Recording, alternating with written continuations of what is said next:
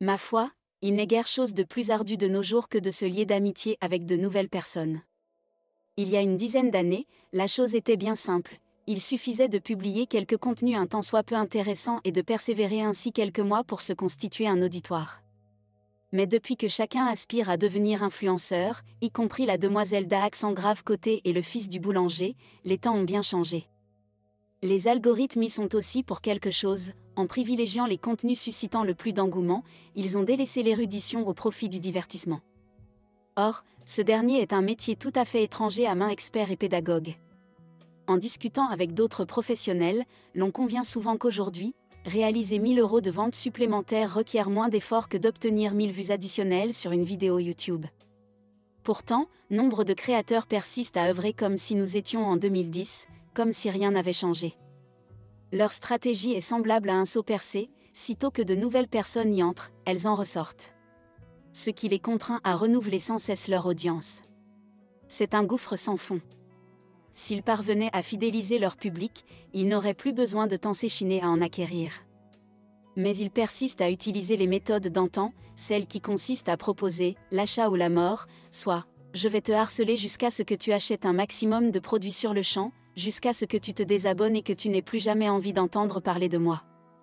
Ces méthodes donnaient des résultats voilà quelques années, car le trafic était aisé à trouver. Un inscrit perdu, 10 retrouvés. Mais le monde a changé et il faudrait n'être pas sage pour continuer à travailler comme si chaque membre de son audience pouvait être remplacé en un tournement sans fournir le moindre effort. Si la chasse aux vues dans un environnement aussi concurrentiel et saturé que celui d'aujourd'hui ne vous tente guère, si l'idée de devoir remplacer chaque membre de votre audience dès que vous vous êtes grillé avec lui, c'est-à-dire moins d'un mois après son inscription à votre infolettre, ne vous enchante guère, alors il va falloir travailler autrement. Il va falloir penser en termes d'acquisition de clientèle, plutôt que d'acquisition de clients jetables. Une clientèle, c'est un groupe de personnes qui achètent régulièrement vos produits ou services depuis des années et qui continuera à le faire jusqu'à la fin de votre carrière. Et une vraie clientèle vaut tous les clients jetables du monde et toutes les vues du monde. Souvenez-vous de Tai Lopez ? Il faisait fureur sur YouTube il y a déjà 7 ans, comme le temps passe vite, avec sa célèbre vidéo « Here in my garage ». Cette vidéo a été vue 71 millions de fois. 7 ans après, qu'en reste-t-il ? Si vous regardez les dernières vidéos de Tai Lopez, vous constaterez qu'elles n'ont souvent que 5000 à 6000 vues. Tout cela pour ça. 5000 à 6000 vues, c'est honorable. Mais après en avoir eu 71 millions, c'est quand même un peu triste. Cela illustre fort bien le principe du saut percé, peu importe combien de nouvelles personnes vous parvenez à toucher aujourd'hui, si elles ne restent pas, il vous faudra recommencer tout le travail à zéro, encore et encore. Et c'est pourquoi il est plus important que jamais de bâtir une activité vraiment pérenne. Ce le sera davantage encore dans les années à venir, car l'acquisition d'audience ne risque guère de devenir plus aisée dans 1 an ou 5 qu'aujourd'hui. Il existe pourtant des business durables qui ne font aucune acquisition, ou presque, et qui fonctionnent.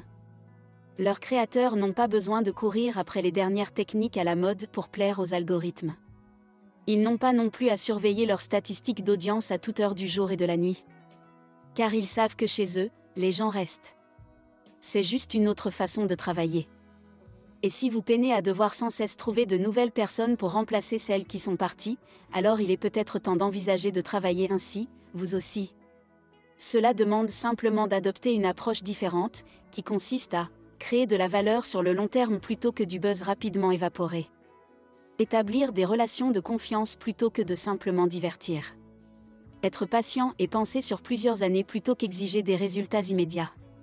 Accepter que tout le monde ne deviendra pas client, plutôt que de considérer chaque contact comme une vente potentielle. Bref, il s'agit de revenir à des fondamentaux simples, qui ont fait leur preuve bien avant l'arrivée des réseaux sociaux et du marketing digital.